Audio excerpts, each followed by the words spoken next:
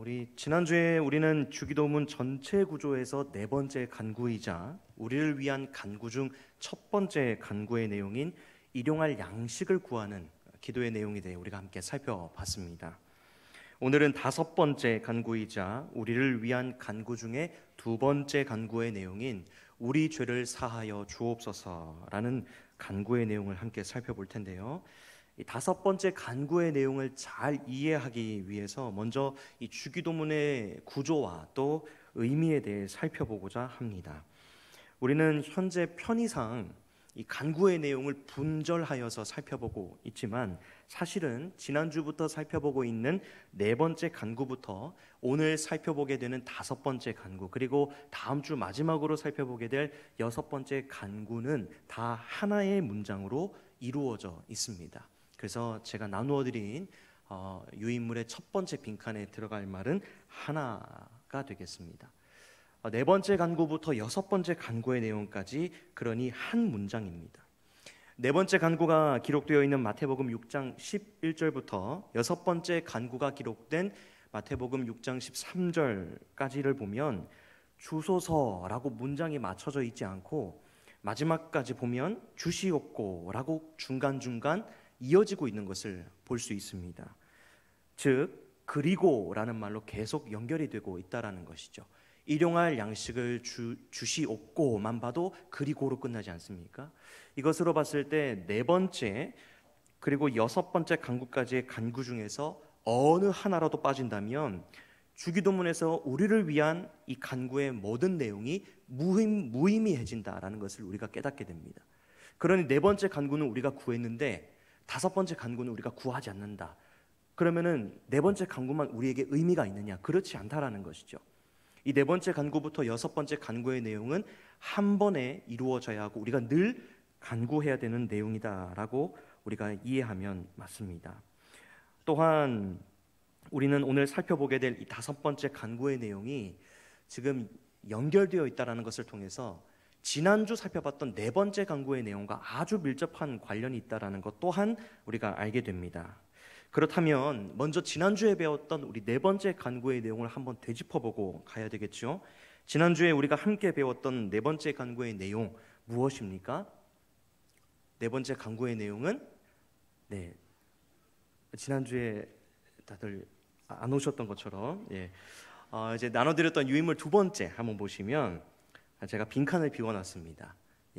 우리 한번 네 번째 간구 빈칸을 채워서 같이 한번 읽어볼까요? 시작. 오늘 우리에게 일용할 양식을 주옵시고. 지난주에 살펴봤던 네 번째 간구는 바로 오늘 우리에게 일용할 양식을 주옵시고의 내용으로 이 땅을 살아갈 때 우리 몸에 필요한 육신에 필요한 모든 것들을 내려달라고 하나님께 구하는 기도의 내용이었습니다. 그리고 이 네 번째 간구와 이어지는 간구로 오늘 배우게 될 다섯 번째 간구의 핵심 내용은 무엇일까요? 오늘 이제 말들이 길지만 사실 이 12절 말씀에서 핵심을 꼽자라고 하면 우리 죄를 사하여 주옵시고가 바로 오늘 우리가 살펴보게 될 다섯 번째 간구의 내용 중에서 핵심 내용이다라고 할 수 있겠습니다. 그렇다면 지난주 살펴봤던 네 번째 간구와 오늘 살펴보게 될 다섯 번째 간구의 내용이 서로 이어지는 것은 우리에게 이어지는 이 내용이 우리에게 알려주는 바가 무엇일까요?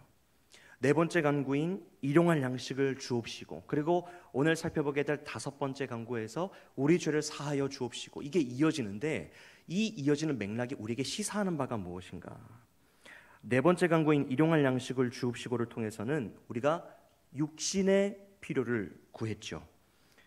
이제 다섯 번째 간구, 오늘 살펴보게 될 이 다섯 번째 간구의 내용을 통해서는 영혼의 필요를 구해야 된다라는 것을 우리는 알게 됩니다. 우리는 육신만으로 이 땅에서 살아가고 존재하는 그런 존재가 아니지요. 결국 우리는 영혼을 가진 존재로서 하늘나라를 사모하며 살아가는 존재이기 때문에 육신의 필요와 더불어서 반드시 우리에게 채워져야 되는 필요가 무엇입니까? 바로 영혼의 필요, 영적인 필요가 우리에게 반드시 채워져야 합니다. 서로 이어진 네 번째 간구와 다섯 번째 간구의 내용이 바로 이러한 점을 우리에게 알려주는 것입니다. 우리는 육신의 필요만 채워져서 만족하는 존재가 아니라 영혼의 필요, 영적인 필요가 함께 채워져야만 우리는 비로소 온전히 만족할 수 있는 존재다라는 것을 알게 되는 것이죠. 자, 그렇다면 본격적으로 오늘 살펴볼 5번째 간구의 내용이 무엇인지 우리 126문답을 통해서 함께 알아볼 텐데요. 나눠드린 종이를 보시면 오탈자가 있습니다. 제가 126문답이라고 적어야 되는데 아마 124문답으로 오기가 되었을 텐데요. 양해를 해주시길 부탁드립니다. 우리 126문답, 우리 5번째 간구의 내용이 무엇인지 우리 함께 읽어보도록 하겠습니다. 질문과 답을 한 목소리로 같이 읽습니다. 시작. 5째 간구는 무엇입니까? 우리가 우리에게 죄 지은 죄를 사하여 준 것 같이 우리 죄를 사하여 주옵소서로 이러한 간구입니다. 주의 은혜의 증거가 우리 안에 있어서 우리가 이웃을 용서하기로 굳게 결심하는 것처럼 그리스도의 보혈을 보시사 우리의 모든 죄과와 아직도 우리 안에 있는 부패를 불쌍한 죄인인 우리에게 돌리지 마옵소서. 늘 우리가 문답을 통해 살펴보지만 언제나 늘 아멘이 저절로 나오는 문답입니다. 방금 읽은 것과 같이 주기도문의 5번째 간구의 내용은 우리 죄를 사하여 주옵소서라고 죄사함을 간구하는 기도인데요. 이 5번째 간구의 내용은 크게 두 부분으로 좀 나눠볼 수 있습니다. 첫 번째 부분은 바로 간구의 부분으로서 우리 죄를 사하여 주시옵고의 기도 내용이고요. 두 번째 부분은 우리의 사명으로서 하나님께 용서를 받은 자답게 삶 가운데 있어야 할 모습인 우리에게 죄 지은 자를 사하여 용서해 주는 모습에 대한 내용입니다. 그래서 간구와 사명 이렇게 두 부분 나누어서 좀 살펴보고자 합니다. 먼저 살펴보고자 하는 부분은 우리의 죄를 사하여 주시옵고라는 간구의 내용입니다. 이 간구의 내용에서 우리는 먼저 죄가 무엇인지 좀 바르게 알아야 합니다. 오늘 함께 읽은 본문인 마태복음 6장 12절 말씀을 한번 보시면 죄라는 말이 2번이나 기록되었습니다. 우리가 우리에게 죄 지은 자를 사하여 준 것 같이 우리 죄를 사하여 주시옵고라고 죄가 2번 사용되었는데요. 언뜻 보기에 이 죄라는 단어가 사법적인 범법 행위를 가리키는 단어로 느껴지지만 사실 이 단어는 빚지다 할 때 그 빚, 그리고 채무를 가리키는 단어에 가깝습니다. 그래서 이 죄는 오늘 본문에서 살펴보고자 하는 이 죄는 무엇인가? 바로 빚, 그리고 채무라고 부채입니다. 빚 또는 부채가 바로 오늘 우리가 함께 살펴보고자 하는 죄의 단어의 뜻입니다. 왜 이런 단어가 오늘 본문에 쓰였는고 하니 유대인들은 하나님께 죄를 짓게 되면 하나님께 빚을 졌다고 생각하는 관습이 있었다고 합니다. 그렇기 때문에 이 죄사함과 용서에 대해 더욱 효과적으로 이 마태가 이 부분들을 가르쳐 주기 위해서 그 당시 유대인의 관습에 따라서 빚과 부채를 의미하는 단어인 이 죄라는 단어를 사용하게 된 것이죠. 그렇다면 하나님 앞에 범죄함으로 빚 그리고 부채를 안게 된 우리가 우리 죄를 사하여 주시옵고라는 이 간구를 언제 드려야 할까요? 언제 이 간구를 드려야 할까요? 이 5번째 간구를 하나님께 드려야 하는 때에 대해서는 오늘 간구의 문장이 시작되는 4번째 간구의 출발점으로 한번 가보시면 힌트를 얻을 수가 있습니다. 4번째 간구가 기록된 마태복음 6장 11절 말씀을 한번 보시겠습니까? 마태복음 6장 11절 말씀 우리 같이 한번 읽어보겠습니다. 시작. 오늘 우리에게 일용할 양식을 주시옵고. 아멘. 아까 제가 처음 서두에 4번째 간구와 다음 주까지 살펴보게 될 6번째 간구가 한 문장으로 이어졌다라고 말씀을 드렸는데요.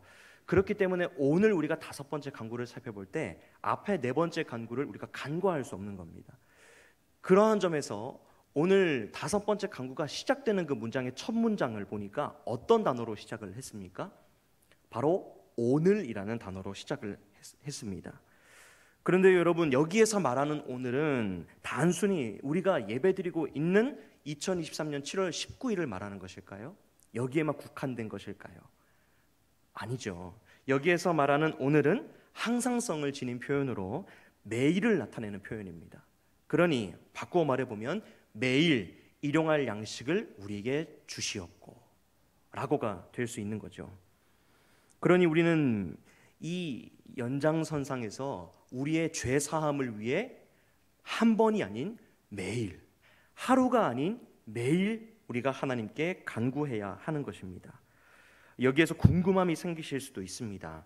하나님의 아들이신 예수 그리스도를 구주로 영접해서 죄 사함의 은혜를 입었는데 왜 매일마다 우리의 죄를 사하여 달라고 간구를 해야 할까? 여기에 대한 해답 또한 바로 오늘 그리고 매일이라는 말에 담겨져 있습니다. 우리가 매일 하나님 앞에 우리의 죄를 사하여 주시기를 간구해야 하는 이유는 예수님의 구원하심이 일회적이기 때문이 아니라 바로 우리가 매일 하나님께 범죄하기 때문입니다. 어떤 분들은 이렇게 이해하실 수도 있습니다. 그러면 예수님께서 십자가에 달리신 것은 단순히 단회적인 걸까? 그 한 번의 죄, 그날의 죄를 위해서 우리가 내일 짓고 모레 짓는 죄에 대해서는 영향이 없는 걸까? 그렇게 생각하실 수 있지만 그렇지 않고 우리가 매일 이 간구를 드려야 하는 이유는 예수님께 있는 것이 아니라 우리 편에 그 책임이 있다는 겁니다. 무슨 말입니까? 우리가 매일 하나님께 죄를 범하고 있기 때문에 우리가 당연하게 매일 예수님 앞에 그리고 하나님 앞에 우리의 죄 사함 받기를 간구해야 한다라는 것이죠. 요리문답 126문답에 보면 이 사실을 아주 잘 표현하고 있습니다. 126문답 한번 보시면 이런 문장이 있죠. 아직도 우리 안에 부패가 있다라고 고백을 합니다. 우리는 항상 매일 하나님 앞에 죄를 범합니다. 그것을 요리문답은 어떤 단어로 표현을 했냐면 아직도라는 단어에 함축해서 표현했습니다. 아직도 우리 안에 부패함이 있다. 아직도. 그렇기 때문에 우리는 매일 하나님 앞에 우리의 죄가 사하여지기를 간구해야 된다라는 것입니다. 그럼에도 불구하고 매일 이 죄사함의 간구를 해야 하는 당위에 대해 동의가 안 되실 수도 있습니다. 그러면 이렇게 이해해보면 좀 어떨까요? 앞서 살펴봤던 네 번째 간구에서는 매일 일용할 양식을 주옵시고 라는 기도를 통해 매일 육신의 생명과 직결된 모든 필요를 공급받고 그 육신의 풍요를 매일마다 경험해야 된다라고 우리가 배웠습니다. 그러면 이 네 번째 간구와 연관성이 깊은 다섯 번째 간구에도 이 매일의 법칙이 적용되지 않겠습니까? 우리가 매일 육신의 필요가 채워지고 그래서 육신의 풍요를 경험하기는 원하면서 어떻게 매일마다 죄를 지음에도 불구하고 매일 그 죄에 대해서는 해결하려 하지 않는지, 이것을 우리가 살펴보면 우리가 매일 하나님 앞에 죄 사함 얻기를 간구하는 기도를 드려야 되는 당위성에 대해 동의가 되실 겁니다. 매일 일용할 양식이 필요하고 그 양식이 채워져야만 풍요로움을 경험하는 것처럼 매일 하나님 앞에 저지르는 죄 때문에 고갈되는 우리의 영적인 필요와 또 영적인 풍요로움을 위해서 우리는 매일 우리의 죄를 사하여 주옵소서라고 간구해야 하는 것이죠. 하나님이 미워하시는 죄, 그리고 하나님과의 관계를 깨뜨리는 그리고 소원하게 만드는 이 죄를 용서해 주시기를 위한 매일의 이 간구를 통해서 우리는 하나님과 한 걸음 한 걸음 가까워집니다.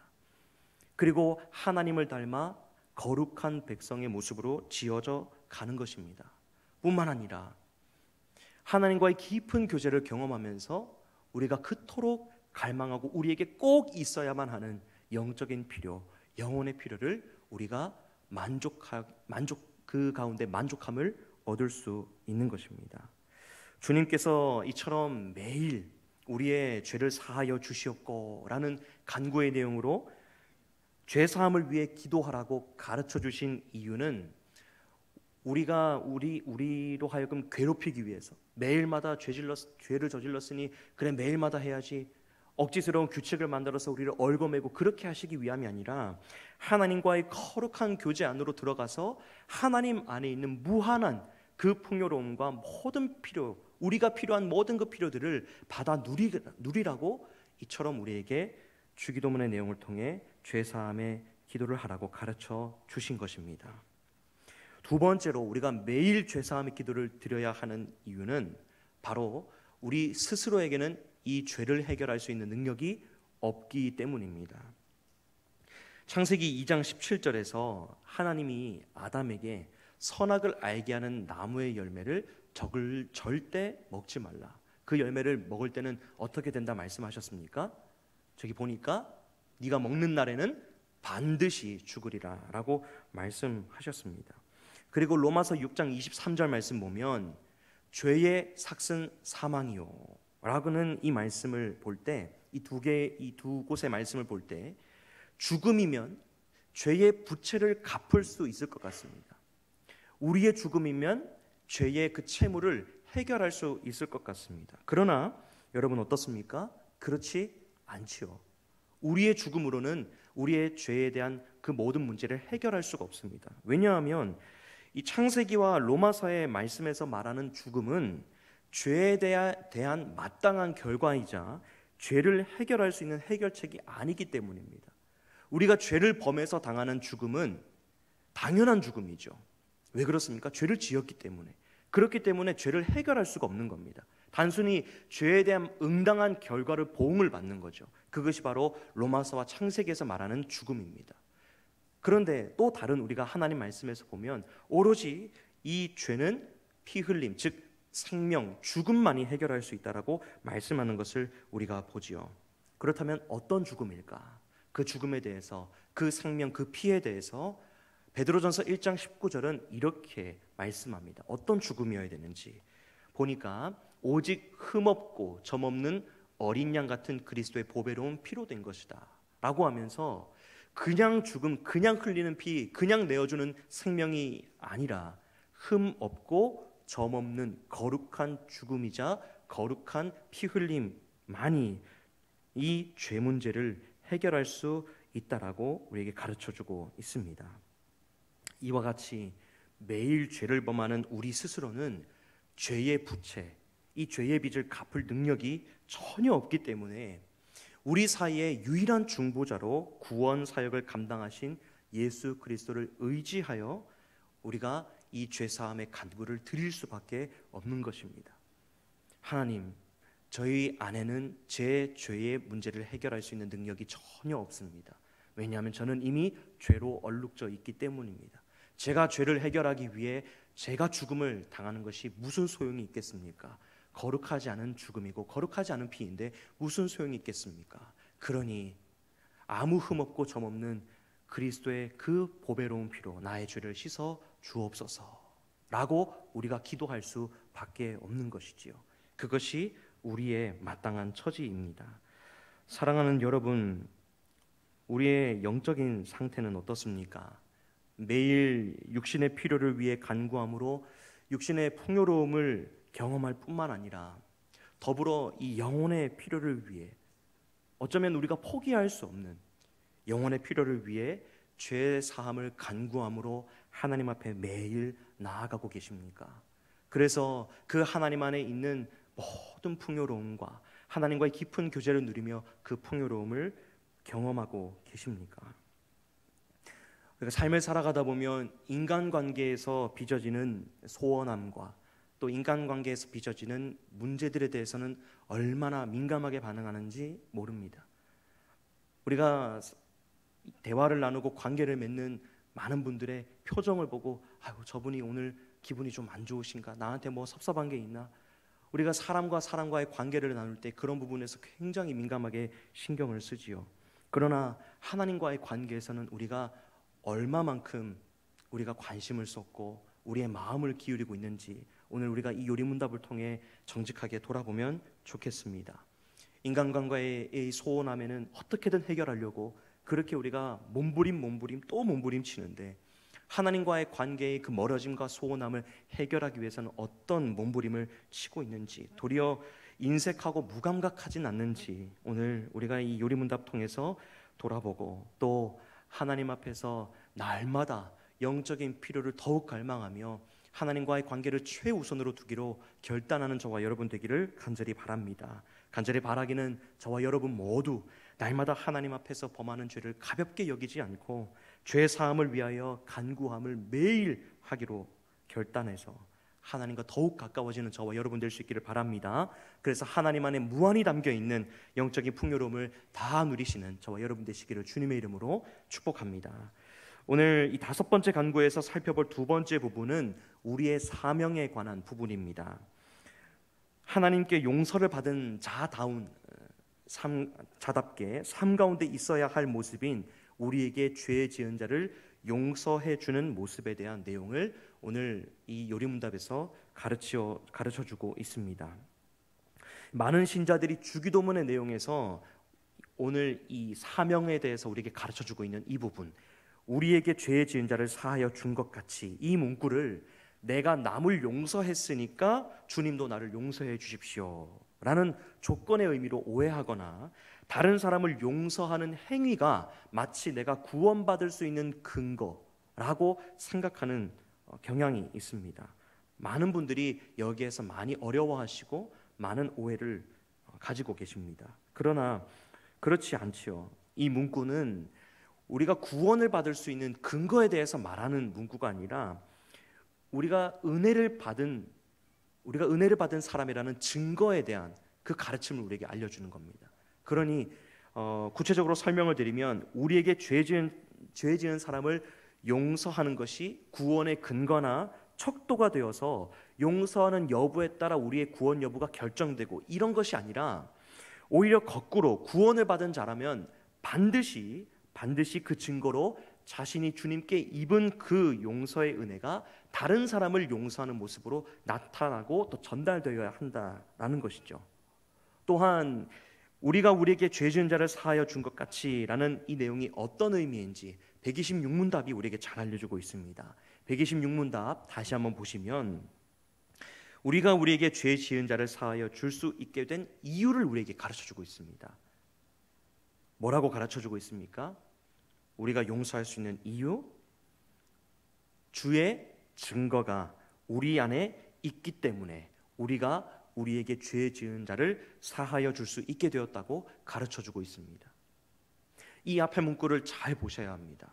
우리가 그냥 우리의 노력과 우리의 성품으로, 우리의 의로움으로 우리에게 죄 지은 자를 용서해 주는 것이 아닙니다. 우리는 오로지 우리 안에 있는 주의 은혜의 증거, 그 증거로 말미암아 다른 사람을 용서할 수 있게 된 것입니다. 무슨 의미입니까? 내 능력과 내 성품, 그것이 아니라 오로지 주님께서 나에게 베푸신 그 은혜의 증거가 내 안에 선명하게 남아 있어서 그 은혜 때문에 내가 다른 사람을 용서할 수밖에 없게 되었다라는 것이죠. 달리 말씀드리면 이 문구는 죄 사함의 방식을 말하고 있는 것입니다. 죄 사함의 방식. 그래서 사명의 2번 보시면 우리가 받는 죄 사함의 방식을 말하기 위한 것이 이 문구의 목적이다라는 것을 우리가 알 수 있습니다. 그래서 이 의미가 어떤 의미냐면, 우리가 우리에게 죄 지은 자를 용서하는 일이 있는 것과 같은 방식으로 그것처럼 우리의 죄를 용서하여 주시옵소서라고 하는 간구의 의미가 된 것이죠. 이것을 잘못 오해하면 이렇게 되는 것입니다. 주님, 제가 용서했지 않습니까? 제가 용서했으니까 저도 용서해 주십시오. 이렇게 되는데, 이게 은혜의 증거 때문에 가능한 일이다라는 것을 우리가 인정하게 되면 전혀 다른 의미로 해석되는 것입니다. 주님, 제가 제 성품이 아니라 제 노력이 아니라 주님께서 나에게 주신 은혜 때문에 제가 다른 사람을 용서할 수 있게 되었습니다. 저에게 이런 일이 이루어진 것처럼 저도 용서해 주십시오 라고 겸손하게 고백하게 되는 것이죠. 이 기도의 내용을 통해 죄인은 자신이 하나님께 어떤 용서와 용납의 은혜를 받고 구원받았는지를 기억하게 됩니다. 나의 의로움과 나의 성품을 뽐내거나 자랑하는 것이 아니라, 내가 자격 없지만 하나님의 은혜로 말미암아, 주께서 내 마음에 두신 그 은혜의 증거들로 말미암아 내가 용서할 수 있게 되었지. 주님께서 내게 베푸신 그 용납과 용서의 은혜가 바로 이만큼 컸지라고 기억하며 이런 은혜를 받은 자답게 살아가고자 몸부림을 치는 것이죠. 내가 이런 사람인데 라고 하는 것이 아니라, 그래, 내가 받은 은혜가 이만큼 크지. 내가 이 은혜 받은 사람답게 나에게 붙여주신 많은 사람들을 용서하면 살아가야지라고 그렇게 몸부림치는 것입니다. 마태복음 18장을 보면 용서할 줄 모르는 종의 비유가 기록되어 있습니다. 우리 성도님들 다들 잘 아시는 비유의 말씀인데요. 한 종이 10,000달란트의 빚을 지고 주인에게 긍휼을 구합니다. 그때 주인이 그 종을 긍휼히 여겨서 그 빚을 전부 탕감하여 주고는 신분마저 복권을 시켜줍니다. 엄청난 은혜이지요. 제가 이 10,000달란트가 너무 궁금해서 한번 찾아봤습니다.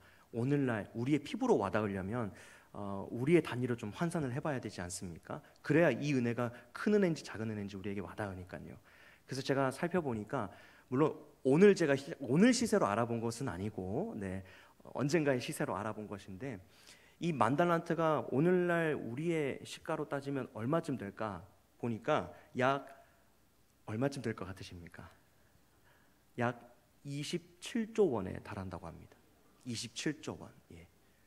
27원은 좀 익숙한데 27조 원은 조금 생소한 숫자입니다. 공이 몇 개 붙어야 되는지 도저히 환산이 안 됩니다. 여러분, 그러니까 이 10,000달란트 빚을 탕감해 주었다. 여러분, 얼마나 큰 은혜입니까? 27조 원을 탕감해주고 신분마저 복권을 시켜준 것이죠. 얼마나 큰 은혜인가요?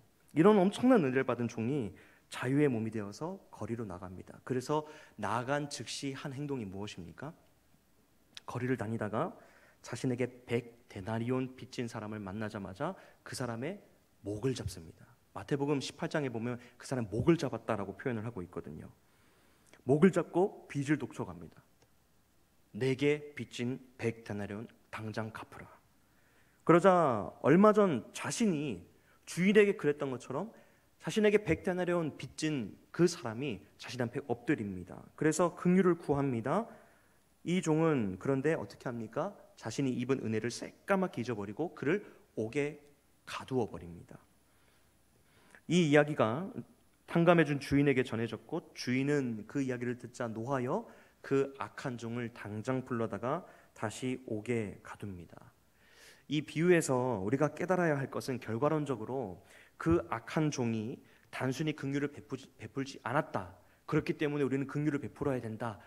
이것을 깨닫기보다는 우리는 왜 이 악한 종이 이렇게 행동할 수밖에 없었을까에 대한 궁금증을 가져야 합니다.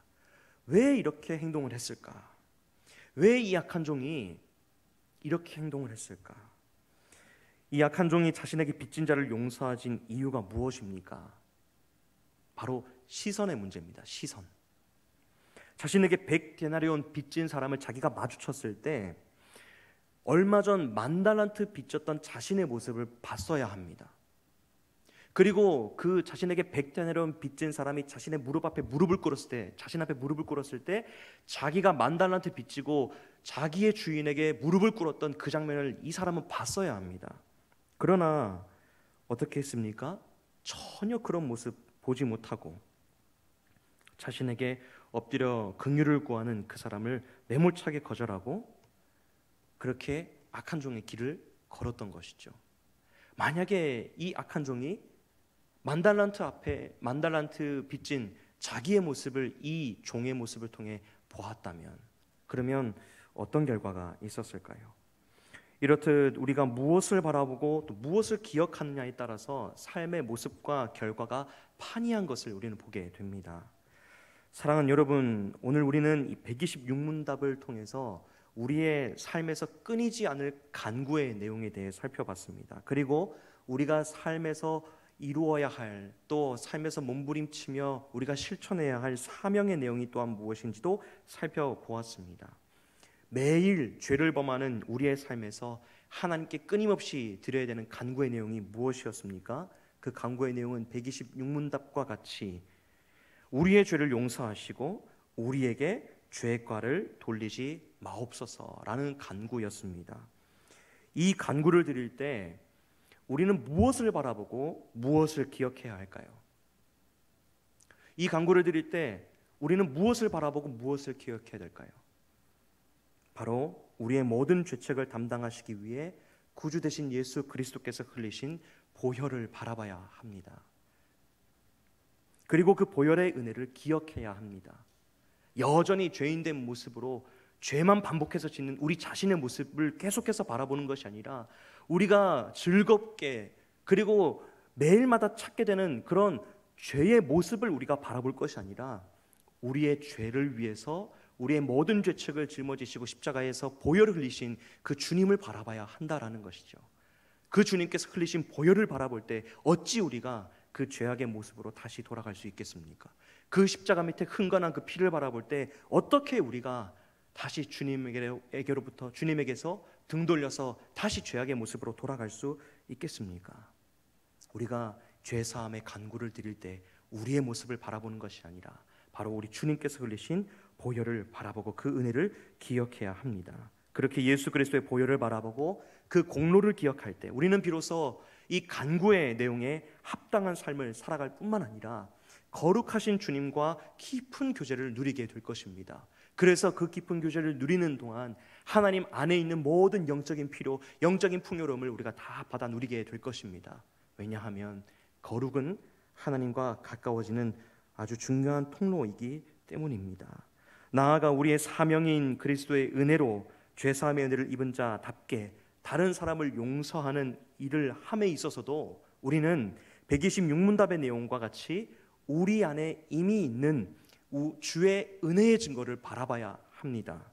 그리고 그것을 기억해야 합니다. 그렇게 할 때 나의 노력이나 나의 의로움으로 다른 사람을 용서하려고 억지로 몸부림치지 않아도 오직 내 안에 계신 성령의 도우심을 힘입어 그 은혜로 자연스럽게 우리의 옆에 붙여주신 다른 사람들을 용서할 수 있게 되는 것입니다. 우리의 억지스러운 노력이 아니라 안 되는데 내 노력, 내 성품 가지고 그래 이렇게 해야 되는데 아유 해보자, 아유 안 되는데 억지로 해보지, 하기 싫은데 해보지, 이게 아니라 주께서 이미 내 안에 베푸신 그 은혜의 증거를 바라볼 때 그래 우리 주님께서 나 같은 것 용납해 주시고 용서해 주셨지. 매일마다 주님 지신 십자가 뒤돌아서서 세상을 등져야 되는데 주님을 등지고 세상을 향해 달려가는 나를 주님께서 용납하셨지 라고 그 은혜의 증거를 바라보고 기억할 때 우리는 우리 주님의 은혜에 감격하고 감사해서 우리가 억지로 노력하지 않아도 우리 주님의 은혜 때문에 그 은혜로 우리를 도우시는 성령의 은혜 때문에 우리는 우리의 사명인 다른 사람을 용서하는 삶을 살아가게 될 것입니다. 바라기는 저와 여러분의 시선이 그리스도께서 우리를 위해 흘리신 보혈로 향하기를 간절히 바랍니다. 우리의 시선이 주께서 우리를 위해 베푸신 그 은혜의 증거로 향하기를 간절히 소망합니다. 그렇게 할 때 비로소 우리 모두는 더 이상 죄악을 바라봄으로 죄의 영향력 아래 짓눌려 살아가는 존재가 아니라 우리의 죄악을 덮으신 주님 안에서 육신의 그리고 영혼의 풍요로움, 모든 필요의 만족을 경험하며 그렇게 풍요로운 삶을 살아가게 될 것입니다. 이처럼 육신의 풍요로움에만 만족하시지 마시고 영혼의 그 풍요로움에도 관심을 가지고 늘 몸부림쳐서 주님과 늘 깊은 교제를 나누며 그 안에 예비되어 있는 모든 은혜를 다 받아 누리시는 저와 여러분 되시기를 주님의 이름으로 축복합니다.